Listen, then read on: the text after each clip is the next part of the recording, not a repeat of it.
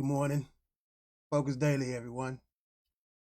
As usual, I like to begin this show by giving all thanks and all praise to the Father, the God of Abraham, Isaac, and Jacob. In the name of Jesus Christ. It is through him that I am being sent with this truth to awaken the world and give everyone a chance for salvation and redemption.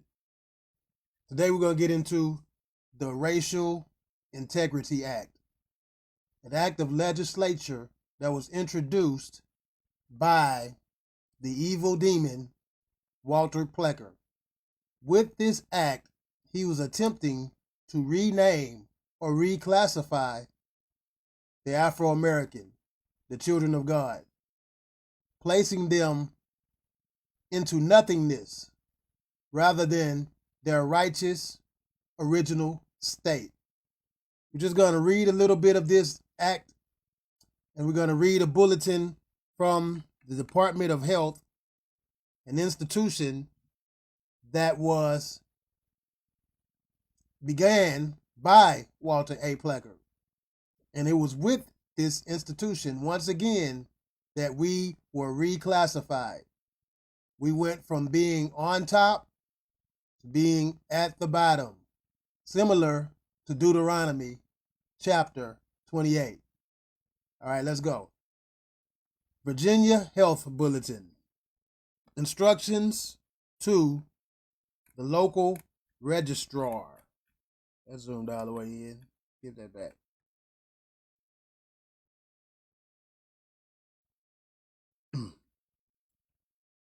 All right, it don't want to act right. All right. Instructions to the local registrar and other agents in administration of the law to preserve racial integrity. This law permits applicants either to register directly with the Bureau of Vital Statistics or with a local registrar or other authorized agents of the Bureau. The Bureau of Vital Statistics, yet another institution with the sole purpose of disenfranchising the children of God, disenfranchising the Afro-Americans, placing us underwater and shipwrecking us off the coast of America. I know that concept will be new to some, but as we go through this, I shall attempt to bring light to it. The local registrar may collect a fee of 25 cents for each person registering, of which he or she retains 20 cents and sends 5 cents with the applicants to the Bureau of Vital Statistics. Do not send stamps. It is preferable that local registrars confine their efforts at first to their own territory. But if neighboring registrars do not push this registration, permission is given to other registrars after 3 months after the law goes into effect to solicit and accept this form of registrar outside of their own bounds. So basically, they were giving incentives to these European travelers to disenfranchise the children of God, and also to ensure that this law is taken into full effect. It was kind of like a reward, if you will. Special registrars or agents of the Bureau may be appointed for this special work if needed. Great care must be used in seeing that the card is carefully written and names, dates, and addresses be given in full, using writing fluid or fountain pen ink. Ordinary school inks will fade. We want this to be in full effect,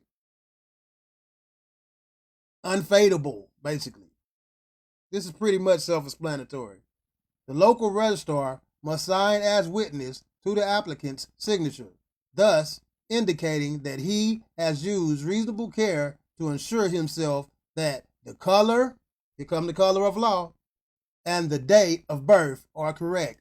With these colors, white, black, red, brown, yellow, they are legal designations, with black designating nothing, with white designating pure.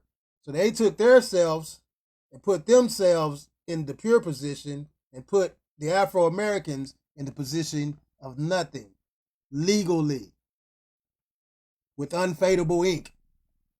Though not required, the registration is of greater value if signed also by the doctor who was present at the birth, especially if the card is expected to be submitted as proof of age. Introduction of the birth certificate system, another institution with disenfranchisement in mind. Married women should give both their full maiden name and name of husbands. As color is the most important feature of this form of registration, the local registrar must be sure that there is no trace of colored blood in anyone offering to register as a white person. So here they're introducing the one drop rule. It was of utmost importance that they classify and isolate so that they may eliminate the children of God in a genocide, in the real Holocaust.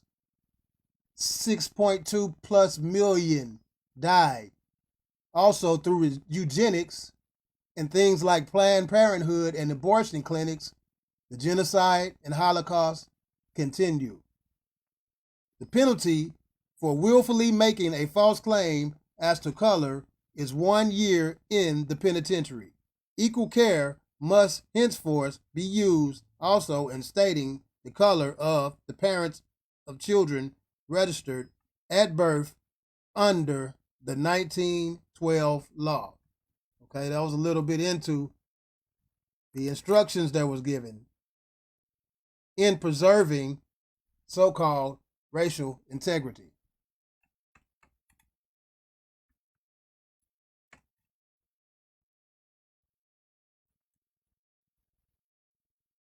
Read a little bit more of this right here.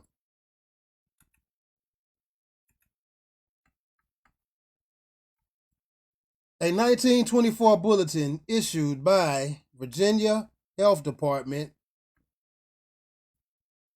Get a little zoom on that. I'm not zooming.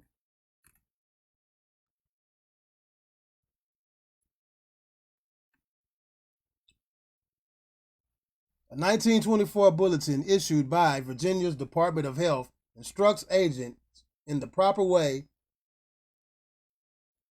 to register citizens with the Bureau of Vital Statistics. Color is the most important feature of this form of registration. According to directions, the local registrar must be sure there is no trace of colored blood in anyone offered to register as a white person. Headed by Walter A. Plecker, the Bureau of Vital Statistics attempted to patrol the racial borders and enforce racial integrity. The Racial Integrity Act of 1924, which deemed anyone with a single drop of non-white blood as being black. Nothing. The lone exception to this rule was the so-called Pocahontas Clause, which allowed powerful Virginia families, including descendants of Thomas Jefferson, who claimed kinship with Pocahontas and her English husband, John Rolfe, to maintain their all-white status and privileges. So basically, they did a switcheroo. They put themselves in our position and us in their position. They classified us as black and themselves as white and pure, when initially it was the opposite. So the Racial Integrity Act. It's a short video for today. It's pretty much self-explanatory if you've been paying attention to this show. But until next time, Focus Daily. See y'all.